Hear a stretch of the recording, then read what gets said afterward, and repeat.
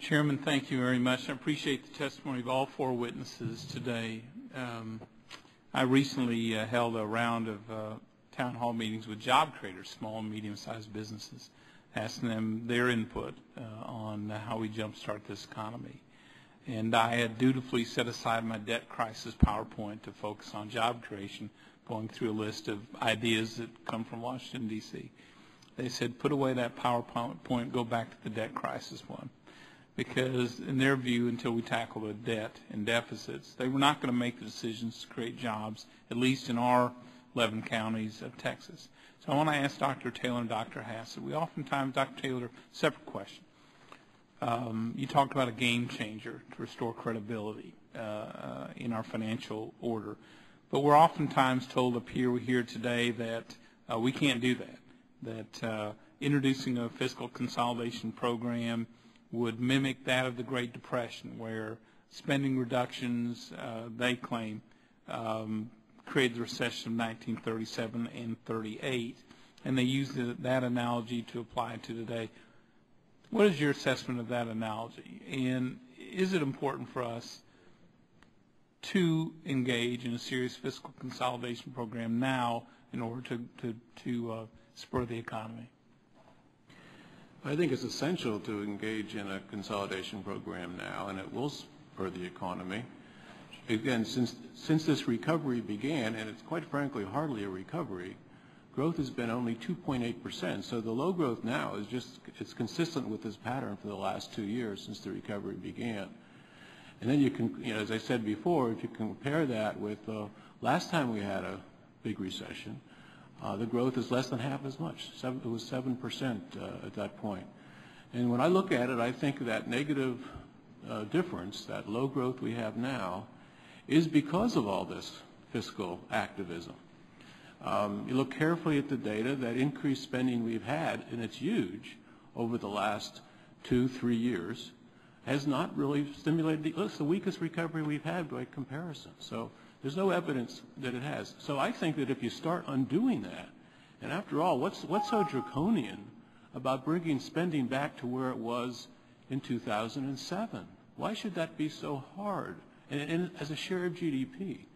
So when we use the words draconian or deep, I think about, for example, the 2011 budget, which you agreed to recently. That did reduce spending in terms of budget authority from what was originally asked for, but the outlays are only down by less than $1 billion, less than $1 billion in 2011 compared to 2010. So the focus should be on how do you get a game changer, get enough spending down so that it's credible.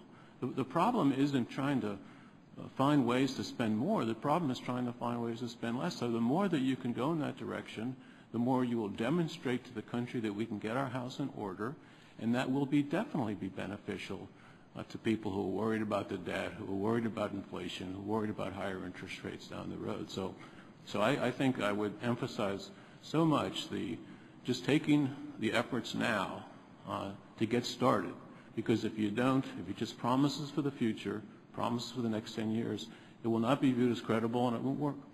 Thank you, Dr. Taylor. Dr. Hassett, in your study, what types of cuts do governments undertake that most stir the economy in the short term, that restore confidence for those making private business investment, also for consumers? What worked?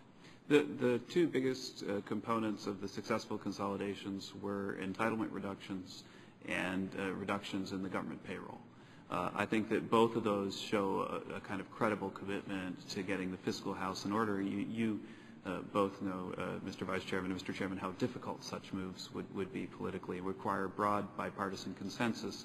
And to show that we could accomplish that would really create kind of a celebration in financial markets, because people would think, oh, well, finally the U.S. has solved this big problem. I would point, Mr. Vice Chairman, also to the beginning of my testimony and highlight the urgency of action. I think that in a traditional recession that lasts, say, 11 months or so, and then has a recovery pre-1990s that grows 5 or 6 or 7% in the year that we launch out of the recession, then if you have a really well-timed Keynesian stimulus, then you might take 1% or 2% of growth out of the recovery year and move it into the recession year.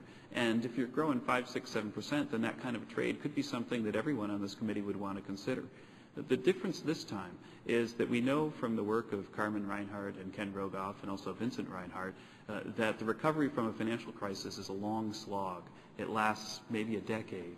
And so that if we take a Keynesian approach, then what's going to happen is that the hangover from the Keynesian spending is going to be present in the slow growth period, and maybe even if you're a Keynesian optimist about the effects of government on growth, pushes down towards a recession, and then we, of course, might have to have that argument, well, we need another stimulus because we don't want to have a recession this time.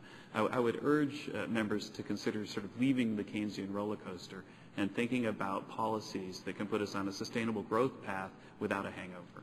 Right. Thank you, Doctor. Chairman Casey?